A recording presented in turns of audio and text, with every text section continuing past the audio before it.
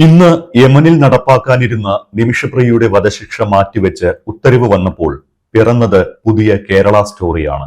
പക്ഷേ നിമിഷപ്രിയയ്ക്ക് മാപ്പില്ലെന്ന് കൊല്ലപ്പെട്ട യമൻ പൗരന്റെ കുടുംബം അറിയിച്ചതോടെ അപ്രതീക്ഷിത വഴിത്തിരിവാണ് നിമിഷപ്രിയയുടെ കേസിൽ ഉണ്ടായിരിക്കുന്നത്. വധശിക്ഷയിൽ കുറഞ്ഞതൊന്നും തങ്ങൾക്ക് താല്പര്യമില്ലെന്നും ശിക്ഷ നടപ്പാക്കണമെന്നാണ് പറയാനുള്ളത് എന്നും കൊല്ലപ്പെട്ട തലാലിന്റെ സഹോദരൻ അബ്ദുൽ ഫത്താഹ് മെഹദി BBC അറബിക്കിനോട് പറഞ്ഞിരിക്കുകയാണ്. നിമിഷപ്രിയയുടെ വധശിക്ഷ നടപ്പിലാക്കുന്നത് നീട്ടിവെച്ചെന്ന ഉത്തരവ് പുറത്തുവരുന്നതിന് തൊട്ടുമുൻപാണ് തലാലിന്റെ സഹോദരൻ അബ്ദുൽ ഫത്തേഹ് മെഹദി BBC അറബിക്കിന് നൽകിയ അഭിമുഖത്തിൽ കുടുംബത്തിന്റെ നിലപാട് വ്യക്തമാക്കിയത്. സാമൂഹിക മാധ്യമത്തിലൂടെയും അദ്ദേഹം ഇക്കാര്യം ആവർത്തിച്ചിട്ടുണ്ട്. സൂഫി പണ്ഡിതർ നടത്തിയ മധ്യസ്ഥ ഇടപെടലിന് പിന്നാലെ ദയാദനം സ്വീകരിച്ച നിമിഷപ്രിയയ്ക്ക് മാപ്പ് നൽകാൻ തലാലിന്റെ കുടുംബം തയ്യാറായി എന്ന സൂചനയുണ്ടെന്ന് കഴിഞ്ഞ ദിവസം റിപ്പോർട്ടുകളുണ്ടായിരുന്നു. ഇതിന് പിന്നാലെ തലാലിന്റെ സഹോദരന്റെ പ്രതികരണം പുറത്തുവന്നത് നിമിഷപ്രിയയുടെ മോചനത്തിന് തടസ്സമാകുമോ എന്നാണ് എല്ലാവരും ഉറ്റുനോക്കുന്നത്. ക്രൂരമായ കുറ്റകൃത്യം കൊണ്ട് മാത്രമല്ല, ഏറെ നീണ്ടുനിന്ന നിയമവ്യവഹാരം കാരണവും കുടുംബം ഏറെ പ്രയാസം അനുഭവിച്ചു. അനുരഞ്ജന ശ്രമങ്ങളെക്കുറിച്ചുള്ള തങ്ങളുടെ നിലപാട് വ്യക്തമാണ്.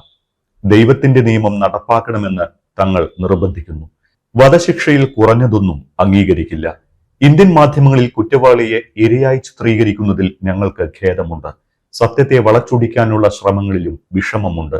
എന്ത് തർക്കമായാലും എന്ത് കാരണം കൊണ്ടായാലും ഒരു കൊലപാതകത്തെ ഒരിക്കലും ന്യായീകരിക്കാനാകില്ല. മധ്യസ്ഥ ശ്രമങ്ങളെ സംബന്ധിച്ച് കേട്ടതൊന്നും പുതിയതോ ആശ്ചര്യകരമോ അല്ല എന്നും വർഷങ്ങൾക്കിടെ പല മധ്യസ്ഥ ശ്രമങ്ങൾ ഉണ്ടായിട്ടുണ്ട് എന്നും അദ്ദേഹം പറയുന്നു. എന്നാൽ ഈ സമ്മർദ്ദങ്ങൾ തങ്ങളിൽ ഒരു മാറ്റവും ഉണ്ടാക്കിയിട്ടില്ല. ഞങ്ങളുടെ ആവശ്യം വ്യക്തമാണ്. ഇപ്പോൾ നിർഭാഗ്യവശാൽ വധശിക്ഷ നടപ്പാക്കുന്നത് മാറ്റിവെച്ചു. എന്തായാലും ഏത് തരത്തിലുള്ള അനുരഞ്ജനത്തിനും ഞങ്ങൾ പൂർണ്ണമായും വിസമ്മതം അറിയിക്കുന്നു. വധശിക്ഷ നടപ്പാക്കും വരെ ഇതിനെ പിന്തുടരും. എത്ര കാലതാമസമെടുത്താലും ഒരു സമ്മർദ്ദവും പിന്തിരിപ്പിക്കില്ല എന്നുമാണ് സഹോദരൻ പറഞ്ഞു വെക്കുന്നത്. എന്നാൽ കുടുംബത്തിലെ മറ്റു പലരും നിമിഷപ്രിയയ്ക്ക് മാപ്പ് നൽകണമെന്ന നിലപാടിലാണ് എന്നും റിപ്പോർട്ടുകൾ വരുന്നുണ്ട്. ബന്ധുക്കൾക്കിടയിൽ അഭിപ്രായ ഐക്യമായിട്ടില്ല. അതുകൊണ്ട് തന്നെ ഇനിയും ചർച്ച വേണ്ടിവരുമെന്നാണ് പ്രതിനിധികൾ പറയുന്നത്. സഹോദരനെ അടക്കം അനുനയിപ്പിക്കാനുള്ള ഊർജിത ശ്രമം തുടരുകയാണ്. അനുനയ ശ്രമം തുടരുമെന്ന് സൂചിപ്പിച്ച് കേന്ദ്ര സർക്കാരും രംഗത്തെത്തിയിട്ടുണ്ട്. അതേസമയം പരസ്യ പ്രതികരണം ഒഴിവാക്കാൻ വിദേശകാര്യ മന്ത്രാലയം നിർദ്ദേശം നൽകിയിരിക്കുകയാണ്. യമനിൽ ഇത് ക്രമസമാധാന പ്രശ്നങ്ങൾക്ക് ഇടയാക്കില്ലെന്ന് ഉറപ്പാക്കേണ്ടതുണ്ട് എന്ന് സർക്കാർ വൃത്തങ്ങൾ വ്യക്തമാക്കുന്നു. അനാവശ്യ തർക്കങ്ങൾ മോചനത്തിനുള്ള ശ്രമങ്ങളെ ബാധിക്കും എന്നതിനാലാണ് ഈ ഒരു നിലപാട് കേന്ദ്രം സ്വീകരിച്ചിരിക്കുന്നത്. ഇന്നലെയാണ് നിമിഷപ്രിയയുടെ വധശിക്ഷ നീട്ടിവെച്ചുകൊണ്ട് കോടതി ഉത്തരവിട്ടത്. ഇനിയൊരു അറിയിപ്പുണ്ടാകും വരെ വധശിക്ഷ നിർത്തിവെച്ചിരിക്കുന്നു എന്നാണ് വിധിപകർപ്പിലുള്ളത്. എന്നാൽ കേസ് ഇനി എന്ന് പരിഗണിക്കും എന്നും ഉത്തരവിലില്ല. എന്നത്തേക്ക് മാറ്റിയെന്നും ഉത്തരവിൽ പറയുന്നില്ല. നിമിഷപ്രിയയുടെ കാര്യത്തിൽ തുടർന്നും ഇടപെടൽ നടത്തുമെന്ന് കാന്തപുരം വ്യക്തമാക്കിയിട്ടുണ്ട്. കുടുംബവുമായി ദയാദനത്തിൽ ചർച്ച നടക്കുകയാണ് എന്നും കോടതിയിൽ അറിയിച്ചിരുന്നു.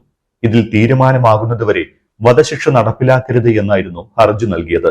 ഇത് അംഗീകരിച്ചാണ് കോടതി വധശിക്ഷ നടപ്പിലാക്കുന്നത് നീട്ടിവെച്ചത് എന്നാണ് വിവരം. തലാൽ അബ്ദുൽ മെഹദി എന്ന യമൻ സ്വദേശിയെ കൊലപ്പെടുത്തിയെന്നാണ് പാലക്കാട് കൊല്ലങ്കോട് തേക്കിഞ്ചിറ സ്വദേശിനിയായ നിമിഷപ്രിയക്കെതിരെയുള്ള കേസ്. യമനിൽ ജോലി കിട്ടിയ ശേഷമാണ് ടോമിയെ നിമിഷപ്രിയ വിവാഹം കഴിക്കുന്നത്. 2012 യമനിൽ ഭർത്താവ് സ്വകാര്യ സ്ഥാപനത്തിലും നിമിഷ ക്ലിനിക്കിലും ജോലി നേടി. ഇതിനിടെ യമൻ പൗരനായ തലാൽ അബ്ദുൽ മെഹദിയെ പരിചയപ്പെടുകയും ഇരുവരും ചേർന്ന് കച്ചവട പങ്കാളിത്തത്തോടെ ക്ലിനിക്ക് തുടങ്ങാനും തീരുമാനിച്ചു. യമൻ പൗരന്റെ ഉത്തരവാദിത്തത്തോടെയല്ലാതെ ക്ലിനിക്ക് ആരംഭിക്കാനാവില്ല എന്നതിനാലാണ് മെഹദിയുടെ സഹായം നിമിഷപ്രിയയും ഭർത്താവും തേടിയത്. ബിസിനസ് തുടങ്ങാൻ നിമിഷയും ഭർത്താവും തങ്ങളുടെ സമ്പാദ്യമെല്ലാം മെഹദിക്ക് കൈമാറുകയും ചെയ്തു. ബിസിനസ് പച്ച പിടിക്കുമെന്നും മെഹദി ചതിക്കില്ല എന്നുമായിരുന്നു ഇവരുടെ വിശ്വാസം. ഇതിനിടെ മകളുടെ മാമോദിസ ചടങ്ങുകൾക്കായി ടോമിയും നിമിഷപ്രിയയും നാട്ടിലെത്തിയപ്പോൾ ഒപ്പം തലാലും ഉണ്ടായിരുന്നു. പിന്നീട് നാട്ടിൽ നിന്ന് യമനിലേക്ക് തലാലിനൊപ്പം തിരിച്ചുപോയത് നിമിഷപ്രിയ മാത്രമാണ്. നിമിഷപ്രിയ പോയതിനു ശേഷം യമനിലേക്ക് തിരിച്ചു പോകാനായിരുന്നു ടോമി ഉദ്ദേശിച്ചത് എങ്കിലും യമൻ സൗദി യുദ്ധത്തെ തുടർന്ന് ആ യാത്ര മുടങ്ങി. ബിസിനസ് പങ്കാളി എന്ന നിലയിൽ ആദ്യമാദ്യം മാന്യമായി പെരുമാറിയിരുന്ന മെഹദിയുടെ സ്വഭാവം പിന്നീട് പ്രതീക്ഷിക്കാത്ത രീതിയിലേക്ക് മാറി. മെഹദിയുമായി ചേർന്ന് ക്ലിനിക്ക് തുടങ്ങിയ ശേഷം നിമിഷ തന്റെ ഭാര്യയാണ് എന്ന് പലരെയും വിശ്വസിപ്പിച്ചു. വ്യാജ വിവാഹ സർട്ടിഫിക്കറ്റും ഫോട്ടോയും ഉണ്ടാക്കി.